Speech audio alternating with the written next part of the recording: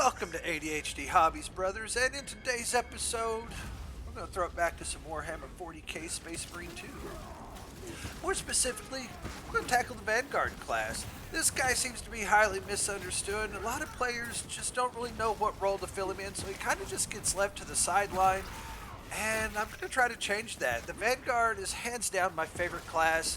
He has shouldered everything. I can damn near solo absolute with him with this build and just keep on ticking. When my teammates go down, it's not the end of the fight. It's just when I kick it in gear and do what I gotta do. In this episode, though, we're going to cover everything for that build. We're going to cover perks. We're going to cover weapons. We're going to cover setups. We're going to go over battle strategies, tactics, just different things that help you maneuver through the absolute missions. That way, when you get done with this video, you can go into that harder content with confidence. Take on the hard siege modes, the hard stratagems, and your absolute missions. If you haven't hit that like or subscribe button, go ahead and take a moment to do it. No, really, I'll wait. The Emperor protects those that did hit the subscribe button. The rest of you, may Nurg will find you while you sleep at night. First thing I want to tackle, and besides that guy tackling me, dad joke fail. But the first thing I want to tackle going forward in this, and I'm going to break it up into different little sections. We're going to cover some basics and then get on into where we're talking about neurothrobes and vortex bees. So if you feel like it's a little basic for you at first, please feel free to skip forward and get to the content that best suits your level where you're at with the Vanguard class or something. The first thing I'd like to address is the Vanguard's role in general. There seems to be a lot of confusion, and people really aren't certain how to play the Vanguard, so he just kind of gets shelved, which is so sad because he's my favorite character, and he does so much shouldering, so much killing. He's taken me through so many absolute missions. He's my go-to. But the Vanguard, ultimately, he's not a ranged character. He's not a melee character. He's a hybrid. He does both of them. The Vanguard is somebody that you have to use a combination of his ranged and melee to take full advantage of the perks and things that he has available to him that really helps him stand out and seem to walk away from really messy situations seemingly unscathed without any damage or very little damage taken to him.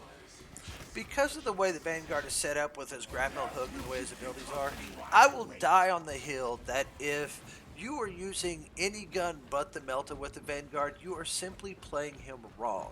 Because of his low armor that he has, you actually benefit from being up in the mess with things where you can get a lot more executions to help trigger your perks, but also to help keep your armor up. And if you're out at range trying to pick things off, you might be a good shot, but you're really just playing as a tactical with less armor, and you should probably just go play a tactical. The Vanguard, hands down, is somebody that needs to be up in the mix of things to really benefit from what he has to offer. The second item on our list is going to help us get that way. I want to cover just mobbing, some basic mobbing. It's important to really choose your shots, choose your mobs, and just your placement of your character altogether, or your Vanguard altogether, to do the most damage. And one of the best ways to do that is by grouping things up, but it's also critical to your survival. One of the fastest ways that I've seen people die, it doesn't matter how good you are on any difficulty, is if they surround you, if you get things chewing away at the back side of you, or from the side or any other direction. Just once they surround you, it's over with. So with the Vanguard, you want to use your ability to stay mobile and just kind of corral your enemies. But this also helps benefit some perks that you have with your Melta that's going to help keep your health and your armor up. It's also going to maximize your ammo. We all know that the Melta is super low on ammo and you can run out of it quick. So when you're doing your mobbing, it's important to just kind of line up the shops, kill as many things as you can in a shot. And every time that you have a free moment, take it to reload to take benefits of that extra damage. Before we get too far into our Xenos ass kicking though, let's take a look under the hood and see what makes this bad boy tick. I will argue that weapons are the most important thing on any build, and that goes across all the different classes as well. A maxed out weapon and all of its stats are much more important than the perks. I've gone through absolute missions with no perks equipped, but trying to go through one with a fresh weapon that you haven't leveled or anything can be an absolute nightmare. So weapons are very important, and a couple of these play directly into the build and really help with just kind of the synergy of what we'll be trying to achieve.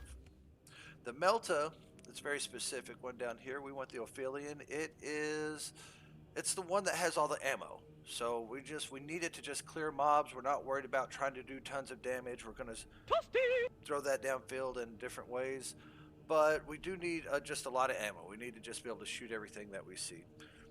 The perks that go with it are quite important as well. The first one, performing a finisher with decisive reload. This one's nice, I guess. If you're just blasting away and shooting at your Majoris and stuff, it will restore an ammo. So it is a good way to not run out of ammo while just running around shooting stuff.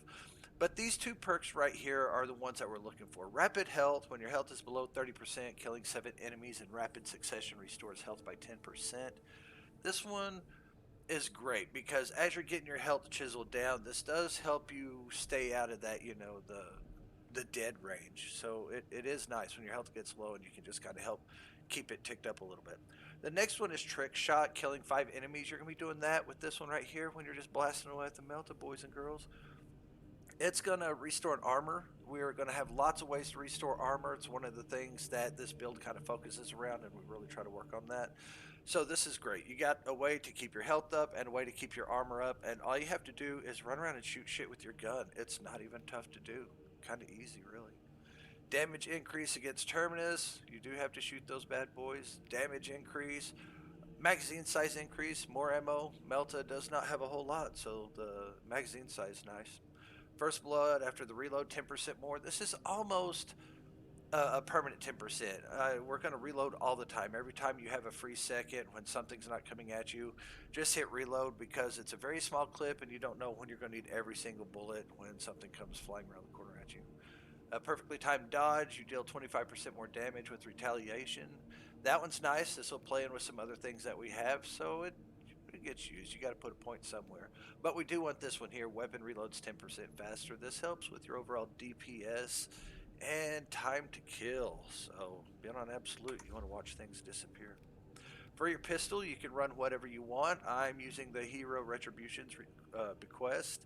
Simply, the interrupting a Majoris when they're doing their call it's just convenient. It's nice. We don't really use it for damage, so you can run anything you want there. Also, none of the perks affect this build. We're going to run the Chainsword, though. The Chainsword has some abilities that are exactly what we're after. And plus... Chainsword. I get it, the power axe and the combat knife, but... Chainsword. Okay, see? I knew you'd agree with me. That's why you're here. The Aquilian? I have no idea. Somebody might be able to correct me. It ain't me. The one we want to use is the fencing version. We want the speed out of this. The damage, we're going to get out of speed. We just want speed. We want Lightning McQueen on this. We want to think speed. The other ones don't really compete. This one has a 9, this 7, and a 3. So these are significantly slower. We can argue about the blocking or fencing debate some other time, but for this build, we want that speed. The combos and the timing that comes with the combos are super important, and this really just gives you a lot of freedom to be like water. Just keep swimming, just keep swimming. Okay, we took a look at the guns. Now let's take a look at the other guns. Yeah, it didn't work. We'll see how it translates. Alright, you want your character to be at least level 25. Your more experienced players will come here to level their characters, but they have a solid grasp of the game, and they typically have weapons and things that are max level, and they know what they're doing, or some of them are just weird badasses, and just get out of the way and let them do their thing. But if you're having trouble with it, 25, Prestige 4 is also highly recommended. Since we're talking prestige, let's go ahead and look at the points for it. The battlefield awareness is a nice one. Most all the shots we're going to do are going to be done with our Melta, and they're going to practically be at point blank range. So this is, again, another almost permanent 10% more damage. The Indomitable Spirit, this one can be a little bit tricky, kind of a double-edged thing. You just got to be careful with your gun strikes. I'm sure we'll talk about it in the video somewhere. Launch Restoration. Using a grapnel launch restores 1 armor segment. Boy, we're going to be Spider-Man. You bet your ass this is useful. There's no cooldown timer on it, so as you're just zipping around doing your thing, that's free armor. It's fantastic.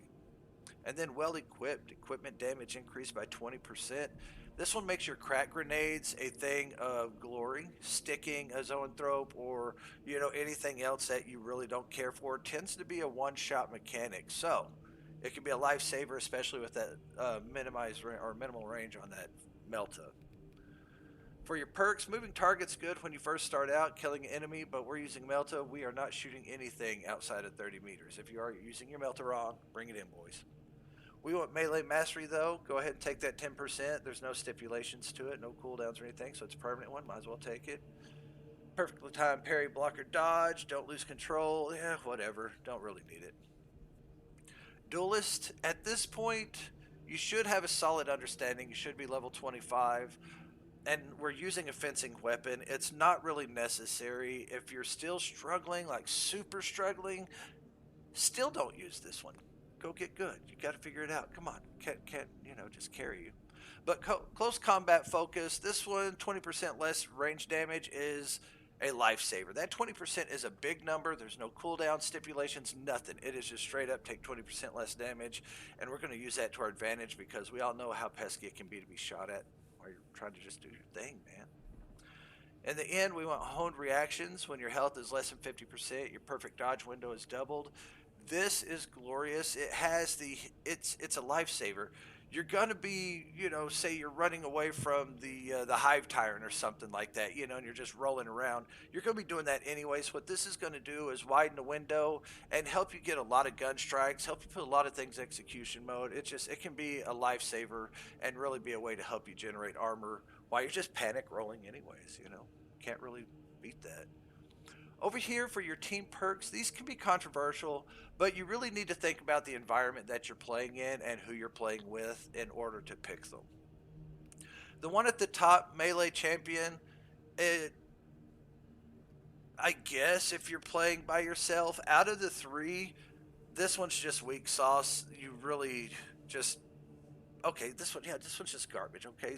Sometimes we don't like all of our kids, so we can just ignore that one. All right, this one here, Unmatched Zeal, tends to be more the meta.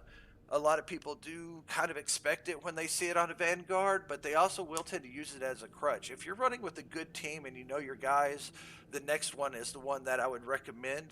But if you're running with just a random group, a random just people, and this one's good. It's kind of a safety thing. It provides health and a lot of, just a blanket for those that need it. Oh, but Inner Fire, this one's a good one. You're going to be zipping around all over the place, and this one, if you're playing by yourself with bots or anything, this is the one that's recommended. It's going to allow you to keep your grapnel hook up and running. You're going to be able to cast it all the time, which means you're going to be able to keep all of your buffs stacked and just running all the time. So this one's great. The more little grapnel finishers and things you do, the more you're going to get to use it. It's a snowball effect. It's great. All right, why is it so great? Restless Fortitude. After a diving kick, take 40% less damage for 10 seconds. Since we're going to be zipping around everywhere, this 40%, you're zipping around at least once every 10 seconds if you're playing this right. So this 40% stays up there all the freaking time. And then you're also got the 20% over here. And then we also have the 15% that we have from our other options and our other guns and things like that, the other perks, there's the word. So we're really focusing on taking less damage from those ranged attacks. That way we can just be left to do what we need to do without having to worry about all the little grunts and the little Minoris and everybody just shooting at us and chewing us up. The next one we want is Tip of the Spear. Enemies hit, take 15% more range damage. We'll stack that again with that within 10%. This is, you see me doing it a lot where I grapple to them and the first thing I do is pop them with that Melta. Not only does it interrupt them, shoot, get a nice big damage boost to go with it. Then we're also going to use combat readiness. We want to get that grapnel up. We want to recharge it and use it as fast as we can. So, down here on the signature end, this one tends to be another one controversial. Don't you love how everybody likes to tell you how to play your character? The one that I go with is the first one you have access to, which is great. It means you can use your primary ability early on. But the Tactical Prowess Grapnel Launcher can activate a finisher not only on incapacitated enemies, but also on those who have less than 33% health. And this is where it's freaking golden. We're going to get to the point where we're timing our combos and working our combos to where you know when those characters have hit that 33% health, and we're going to use it to our ability to hit them with the grapnel. It's such a solid tactic. It'll be demonstrated more. I'm sure we're talking about it in the video. The next one, Emperor's Blessing. Taking lethal damage restores all armor instead. This one is a great one, and it's so tempting. It's basically running around with a Guardian Relic that recharges every 120 seconds. Very tough. If you're having again, just don't use this. I was about to try to come up with a reason, but this is such a critical point of the build and being able to kill things. It's the one that is the best. It pisses off all your friends even because they're like, you took my execution. You're like, sorry. We all know it. We've all been there. The last one, Adrenaline Rush, melee kills of Majoris enemies or higher, restore health. This tends to be the one most people run.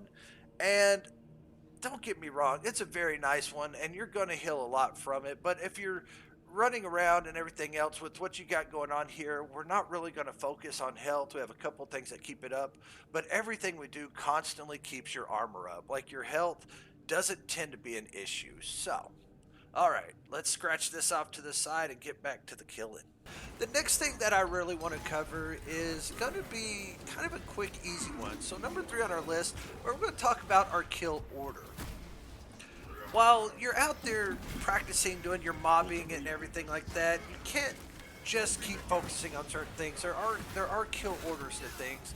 And the first thing you want to do when you come up to any group with your fancy smancy little melta that you have on hand is thin out as many mobs as you can, but just passing through. You don't want to ignore these big guys while you're trying to kill the mobs, because when you shoot these big guys with your melta, you're going to take a lot of mobs out around them with you. So you don't have to keep focusing on, but a few blasts into any group, thin out the mobs, is going to do everybody huge favors. It's going to keep all those little pop shot guys from shooting at you.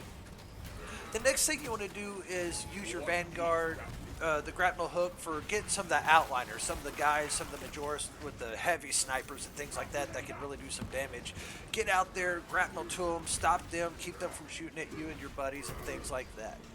You also want to focus on the screamers. Anytime the guys that scream, your grapnel hook is a guaranteed 100% chance stop for the guys that do the screaming and calling in reinforcements. So don't underestimate that one.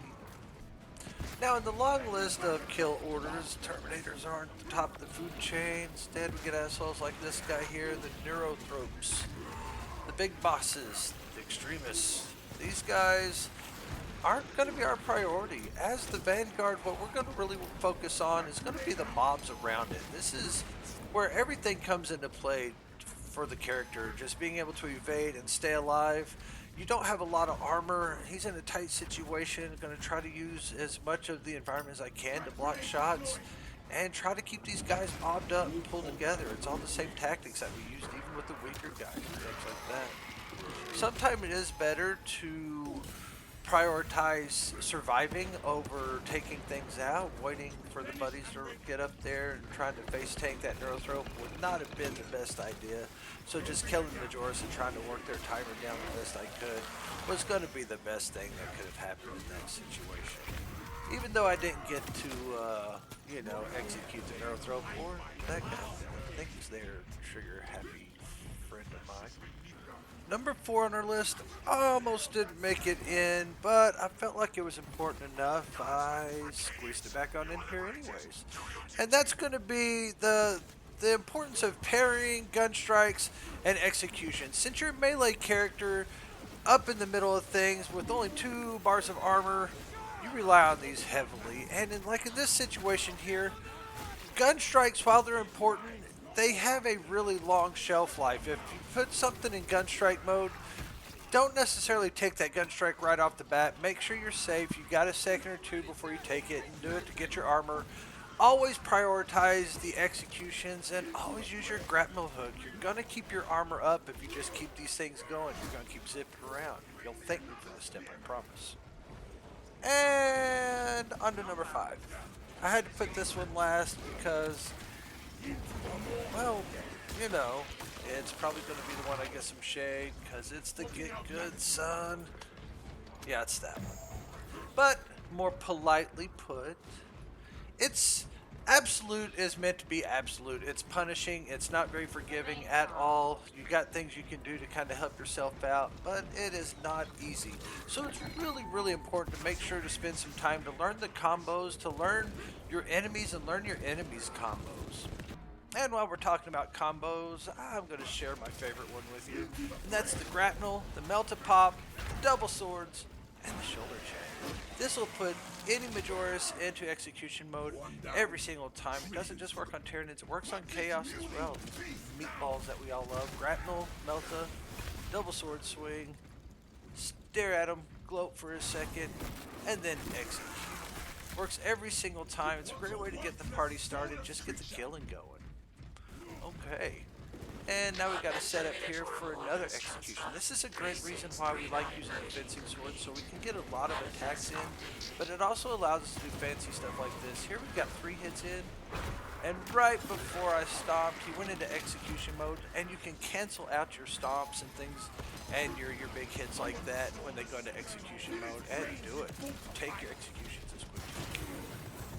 Fighting Biowar is not so bad either with this guy. Few melted shots. Keep your range a little bit, hoping your grapnel hook comes up. That way you can take advantage of your perk and just get the instant kill. If not, it'll generally force him into these little attacks here that you can parry. And the Melta will blow away all the spore mines, so there's really nothing to worry about or deal with them. If you're having issues with specific enemies, I highly recommend visiting the Battle Simulator. There you can fight them one-on-one and really get a feel for their combos and their different movesets. Alright, so we've learned a few tricks, and we might have had our pride kicked in a little bit, but use it, brothers, okay? We're going to take this moment, we're going to focus it into taking out a Vortex Beast. These final fights, these big boss battles, they can be kind of tricky. These guys, if they lock in on you, it can be significant damage. It can really put in a hurt.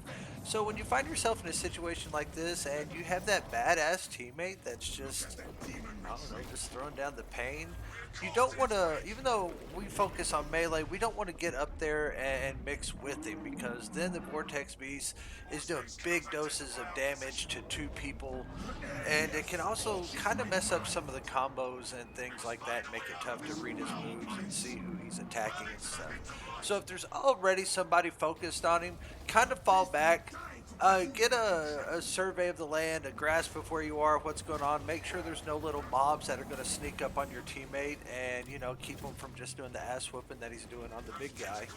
So that way it really helps everybody out. Trying to get greedy and really focus on the Vortex Beast, or even something like the Hive Town or something, can really be a mob killer.